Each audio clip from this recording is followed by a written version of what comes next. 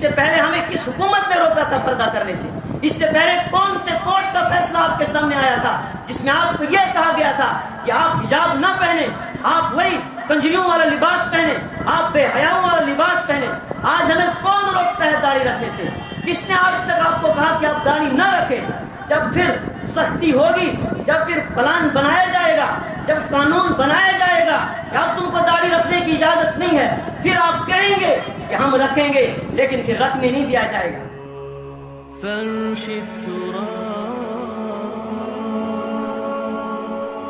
Subscribe now and press the bell icon. Never miss an update.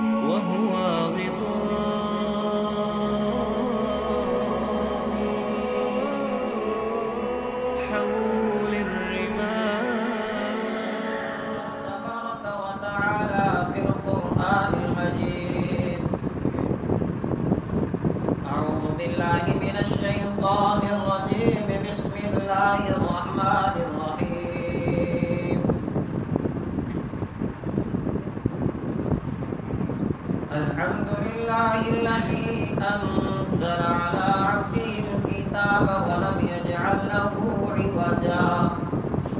قيما لينذر بأسا شديدا من لدنه ويبشر المؤمنين الذين يعملون الصالحات أن لهم أجرا حسنا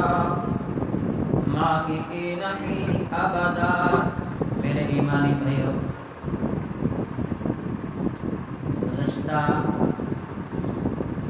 جمعہ کو ہم نے سورہ کہف کے متعلق چند باتیں آپ کے سامنے پیش کی تھی۔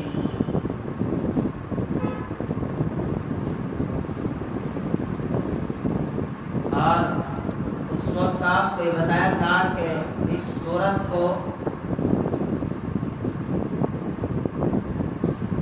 دجالی فتنے کے ساتھ ایک خاص ربط ہے، ایک خاص تعلق ہے، جس فتنے سے میرے اور آپ کے آقا رحمت دو عالم صلی اللہ علیہ وسلم کو آگاہ کیا، جس فتنے سے رحمت دو عالم صلی اللہ علیہ وسلم نے اپنی امت کو ڈرایا، اور وہ سارے حالات امت کے سامنے پیش کیے اور طریقہ بتایا کہ ان حالات میں اپنا ایمان بچانا ہے، کیسے بچانا ہے۔ پوری رہنمائی کی رحمت دو عالم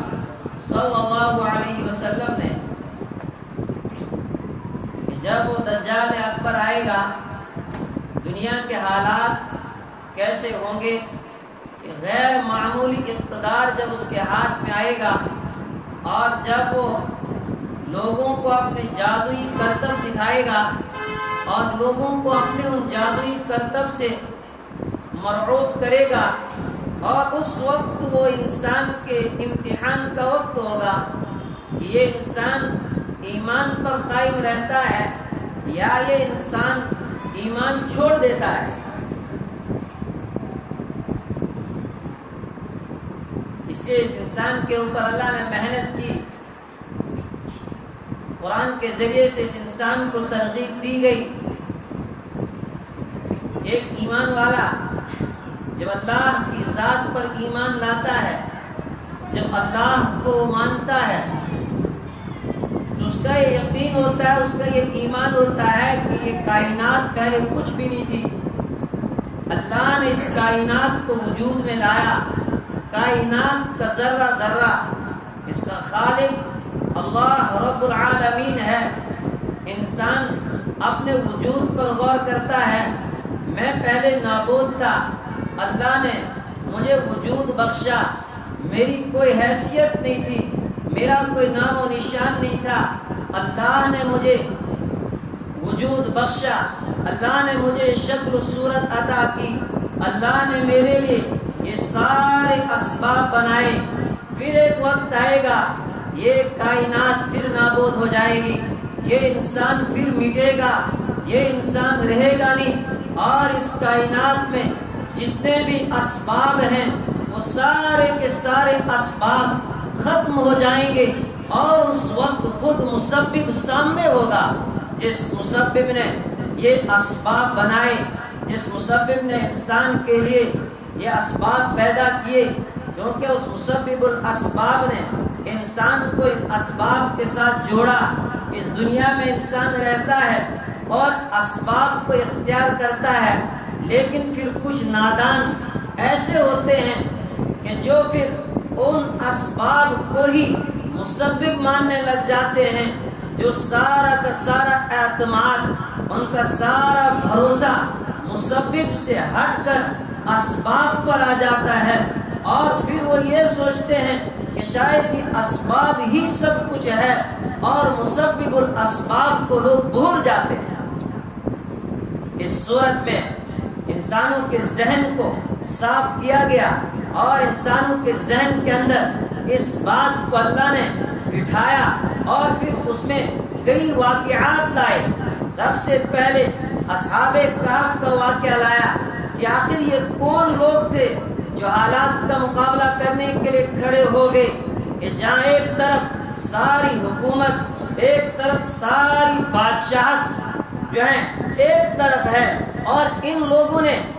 ڈٹ کر مقابلہ کیا. ان لوگوں نے دنیا کو ٹھوکر ماری، ان لوگوں نے دنیا کو لات ماری. کس لیے ماری؟ کہ ہم اپنے ایمان کو بچا کر دکھائیں گے، اور بچا کر دکھایا. اور اللہ نے پوری دنیا کے لیے ایک نمونے کے طور پر انہیں پیش کیا. اس کے بعد پھر اور واقعات لائے گئے، اور پھر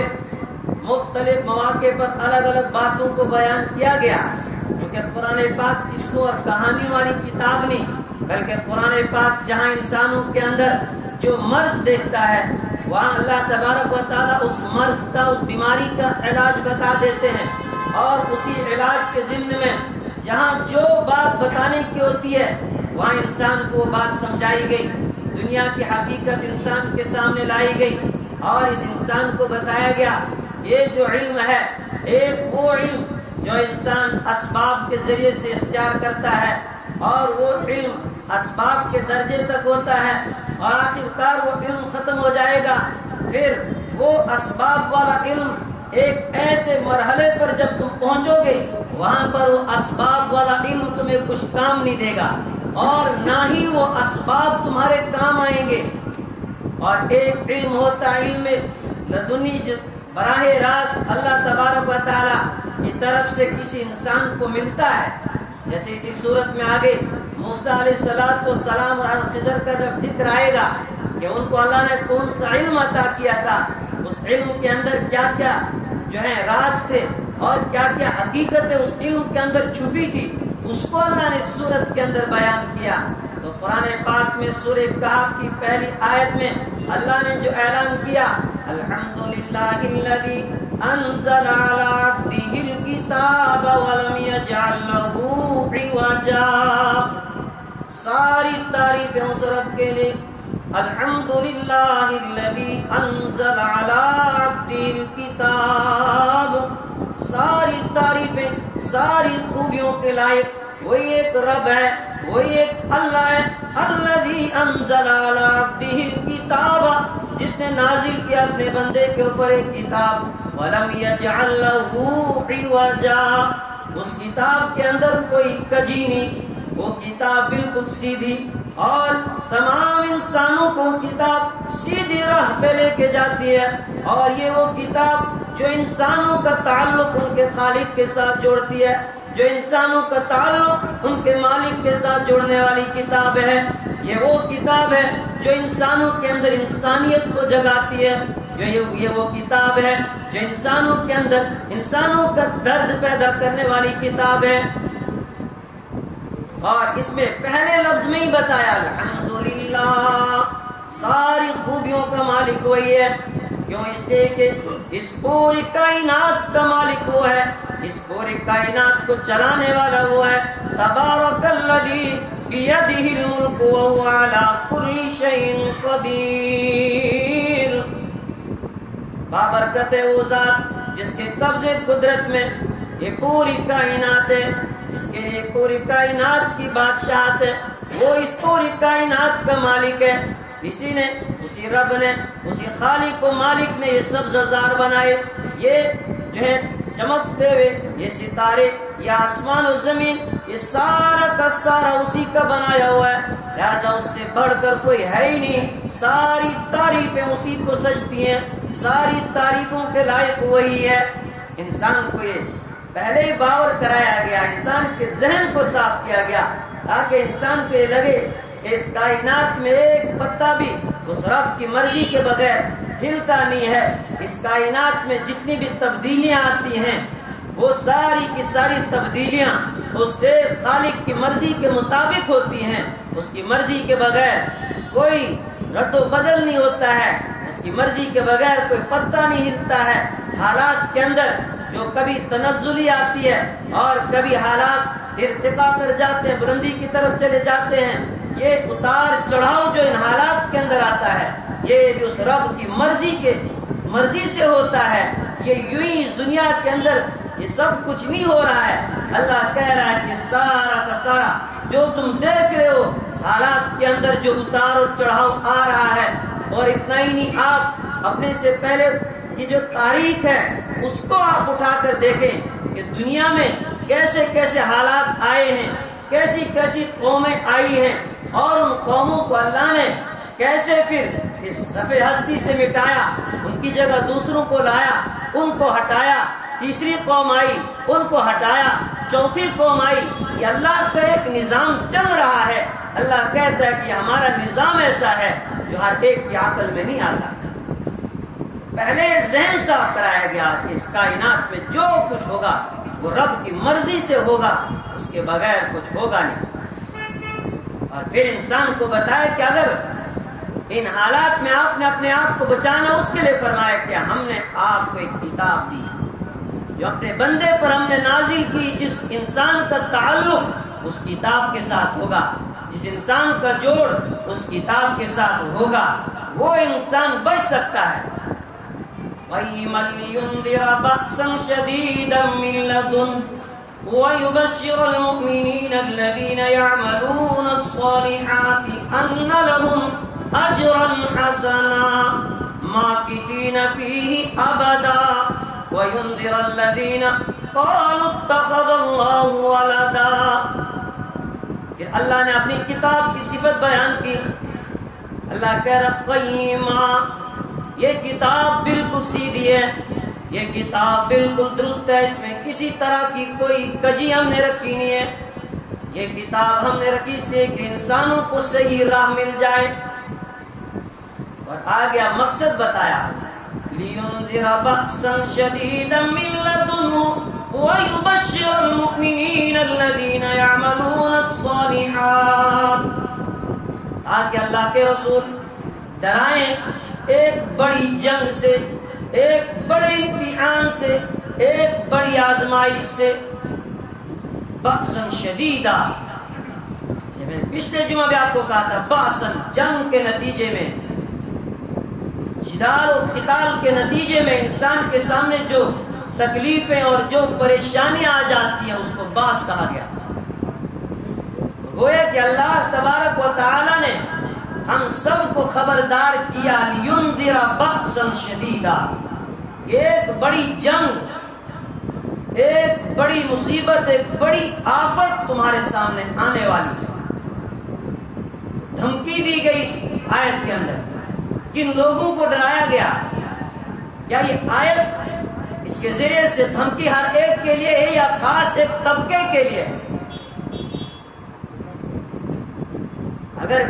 ایک خاص طبقے کے لیے ہے تو ان کی صفات کیا ہے، ان کو کیسے پہچانا جائے گا؟ اور اسی آیت میں آگے اطمینان دلایا گیا، تسلی دلائی گئی۔ آخر وہ اطمینان کون سے طبقے کے لیے ہے، وہ تسلی کس طبقے کو اللہ تبارک و تعالیٰ دینا چاہتا ہے؟ دونوں کو اس آیت کے اندر بیان کیا۔ لِيُنذِرَ بَأْسًا شَدِيدًا مِّن لَّدُنْهُ، تاکہ وہ ڈرائیں ایک بڑی جنگ سے، ایک بڑے عذاب سے۔ مِن لَّدُنْهُ، یہاں پر بتایا گیا کہ وہ عذاب کہاں سے آئے گا؟ وہ عذاب اسباب کے نتیجے میں پیدا ہونے والا نہیں ہوگا، وہ آفت، وہ مصیبت اسباب کے نتیجے میں پیدا ہونے والی نہیں ہوگی،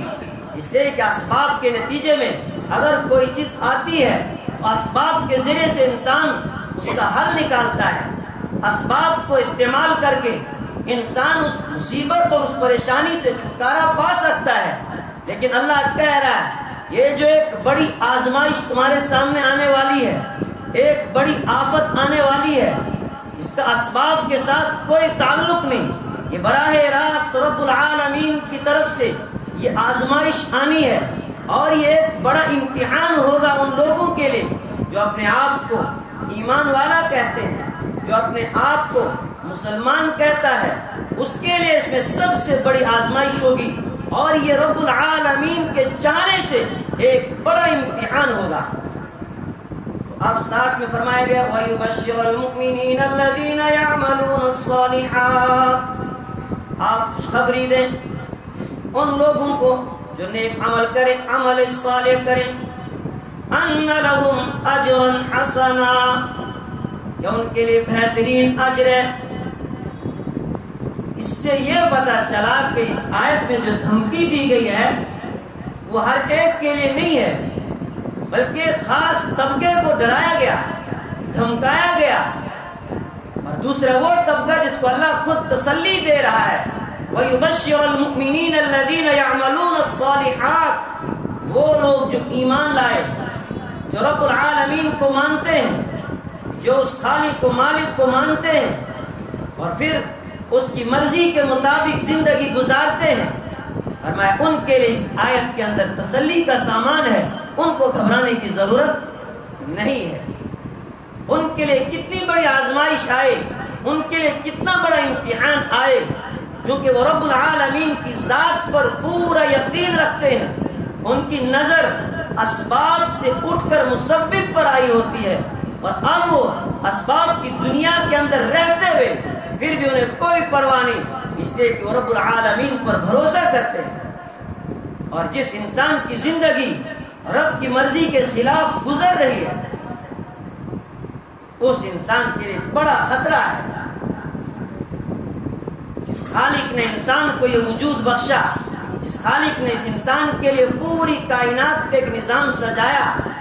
جب انسان اس خالق کی مرضی کے خلاف زندگی گزارتا ہے، جب انسان اس خالق کے بتائے ہوئے احکامات کو چھوڑ دیتا ہے، جب انسان اس خالق کے بتائے ہوئے فرمان کو چھوڑ دیتا ہے، اس کی بتائے ہوئے راہ کو چھوڑ دیتا ہے، اور پھر انسان کی تباہی کا آغاز یہاں سے ہو جاتا ہے، اور پھر یہ انسان تباہی میں جا کے گر جاتا ہے۔ اور جب انسان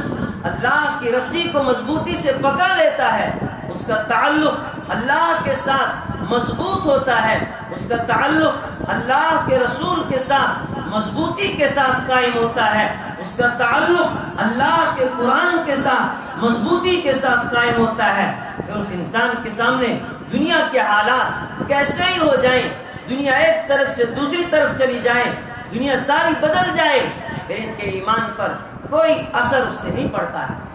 اور اس کے لیے ہمارے سامنے اصحاب کہف کی زندہ مثال ہے کہ جب انہوں نے یہ ارادہ کر لیا، یہ بات کہہ دی انہوں نے کہ اللہ ہمارا رب ہے، ہم ایک اللہ کو ماننے والے ہیں، ہم اس چیز کو مانتے ہیں، اس پوری کائنات کو بنانے والا وہ ہے، اور اس پوری کائنات میں حکم بھی اسی کا چلتا ہے، اور یہ کائنات جب فنا ہو جائے گی، باقی اگر کوئی ذات رہنے والی ہے وہ اس رب العالمین کی ذات باقی رہنے والی ہے، لہذا ہم اس رب کو مانتے ہیں۔ اس کے بعد ان کے اوپر حالات آئے، اور اس کے بعد کس طرح وہ ایمان کے اوپر ڈٹے، وہ اللہ نے ہمیں اس صورت کے اندر دکھایا،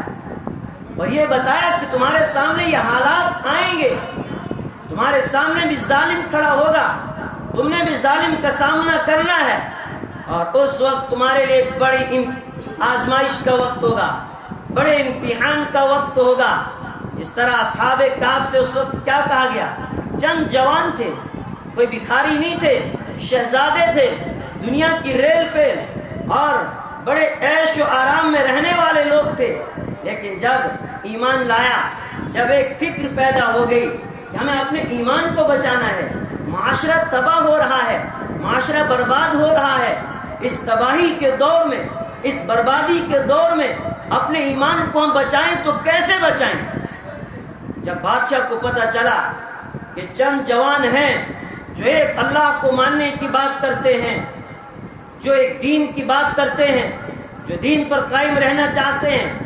بادشاہ کے سامنے ان کو لایا گیا، ان کو ڈرایا گیا، ان کو دھمکایا گیا۔ بادشاہ نے کہا بھائی ایک وقت تم کو دیتا ہوں، یہ مہلت تم کو دی جا رہی ہے، اگر باز آتے ہو تو ٹھیک ہے، ورنہ تمہارے ساتھ برا سلوک کیا جائے گا۔ ان نے کہا جو ہو سو ہو، آپ ہم ماننے والے ہیں، ہم نے جو بات کہی ہے ہم اپنے دین پر عمل کر کے دکھائیں گے اور اپنے دین پر ہم کھڑے رہ کے دکھائیں گے۔ لیکن اس کے بعد جب انہیں حالات سے ایسا لگا کہ ایمان بچانا بڑا مشکل ہو رہا ہے، دنیا کو ٹھوکر مار دی، دنیا کو لات مار دی اور جا کے غار میں بند ہو جاتے ہیں اور اس طرح اپنے ایمان کو بچایا۔ یہی حالات ہم سب کے سامنے آنے اور بلکہ حالات جس زمانے میں آنے تھے اس زمانے میں اس دور میں ہم نے قدم رکھ دیا اور اس کے لیے پھر آپ تاریخ کا مطالعہ کریں۔ ہمیں چونکہ افسوس اس پر ہے کہ ہم نے تاریخ پڑھی نہیں۔ آپ اسپین کی تاریخ کو اٹھا کر دیکھیں کہ وہاں پر جو ایمان کے دعوے دار تھے، جو کلمہ پڑھنے والے تھے، ان کے ساتھ کیا حالات آئے اور ان کے سامنے پھر دو ہی باتیں رکھی گئی کہ بھائی اگر تم نے اس ملک کے اندر رہنا ہے یا تو ہماری مرضی کے مطابق تم کو رہنا پڑے گا، کیونکہ اس وقت وہ عیسائیت جنہوں نے ایمان والوں کے اوپر ظلم کیا، ایک ایمان والے کو نہیں، ایک مسلمان کو نہیں، لاکھوں انسانوں کا، لاکھوں مسلمانوں کو اس وقت قتل ہوا اور یہی آپشن دیا گیا کہ بھائی اس سے زیادہ کوئی اور آپشن اب تمہارے پاس نہیں ہے، یا تو تم کو ہمارے دین میں آنا پڑے گا، ہماری مرضی کے مطابق یہاں رہنا ہے، جو ہم کہیں گے وہ تم کو کرنا پڑے گا، تو یہاں رہنے کی اجازت نہیں ہے، ورنہ تم کو ملک چھوڑنا پڑے گا، ملک نہیں چھوڑو گے تو تمہاری جان کسی بھی صورت میں نہیں بخشی جائے گی۔ یہی حالات ہم سب کے سامنے بنتے جا رہے ہیں۔ یہی حالات، ایک ایک چیز کو آپ کے سامنے ٹارگٹ کیا جائے گا۔ کبھی حجاب کا مسئلہ آپ کے سامنے لایا جائے گا کہ بھائی حجاب دین کے اندر ضروری نہیں ہے، اگر آپ کو اس ملک کے اندر رہنا ہے تو آپ کو حجاب پہننے کی اجازت نہیں ہے۔ آپ کو اگر نوکری کرنی ہے، سرکاری آفس میں آپ نے نوکری کرنی ہے،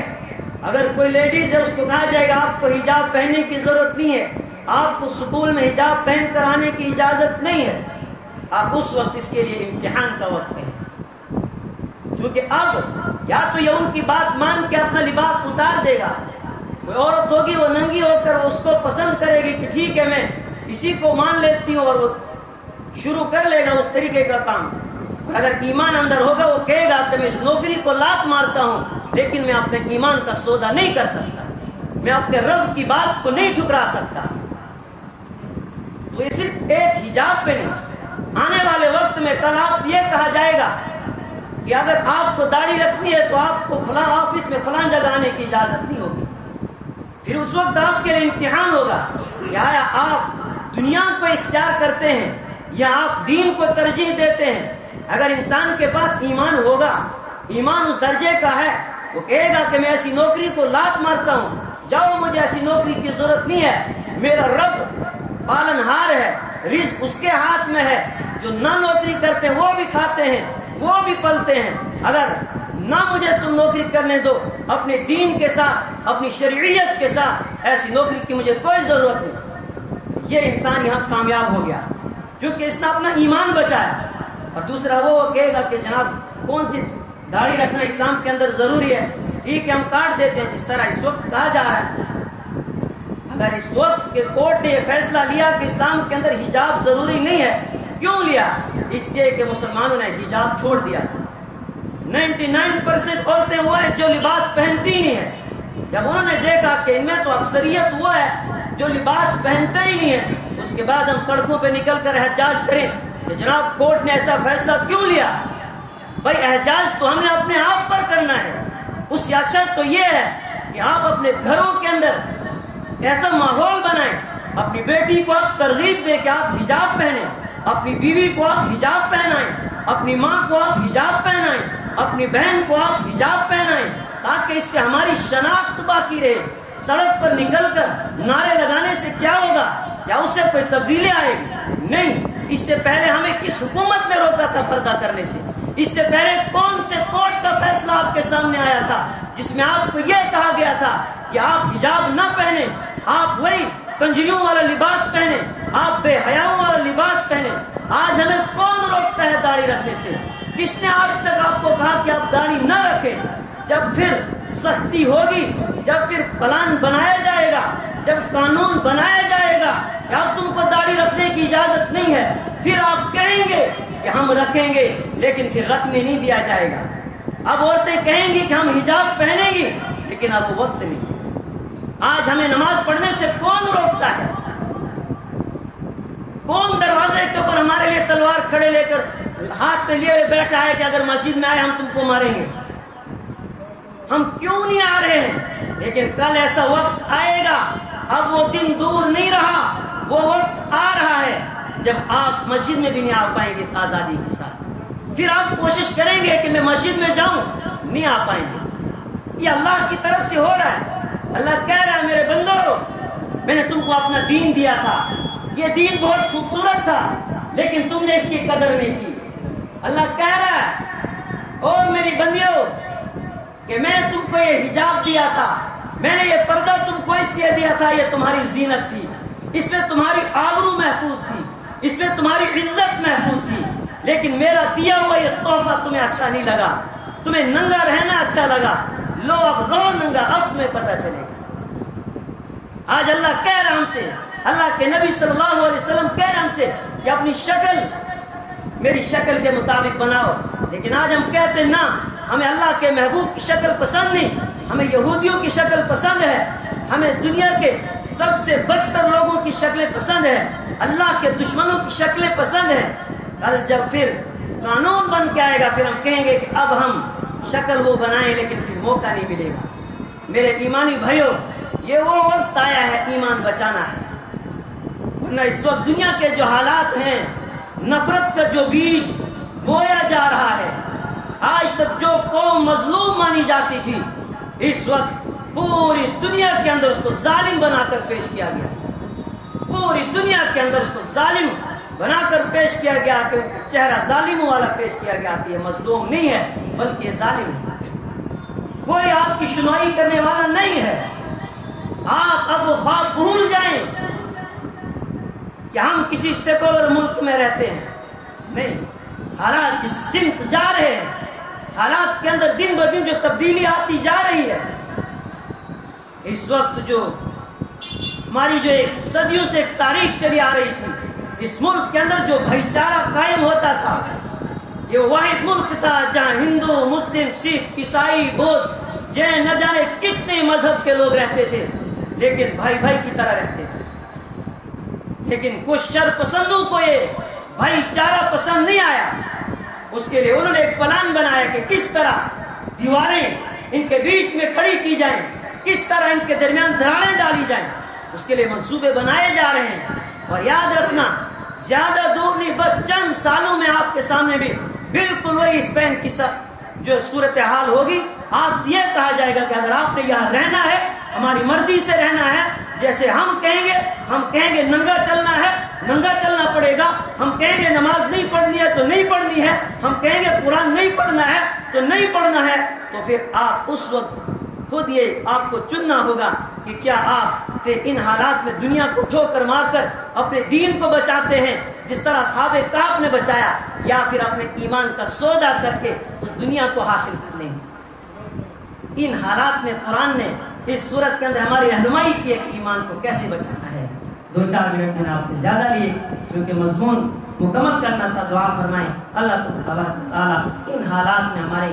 جو ہے ایمان کی حفاظت فرمائے، ہمارے آپس کی جو محبتیں ہوتی تھی، جو بھائی چارہ ہوتا تھا، اللہ پھر اس بھائی چارے کو قائم فرمائے، اللہ پھر سے ان محبتوں کو یہاں پر عام کرے، اور جو نفرت کا بیج بویا جا رہا ہے، اللہ تبارک و تعالیٰ نفرت کے اس بیج کو دور فرما کر دوریوں کو ختم کر کے قربتیں پیدا فرمائے، اور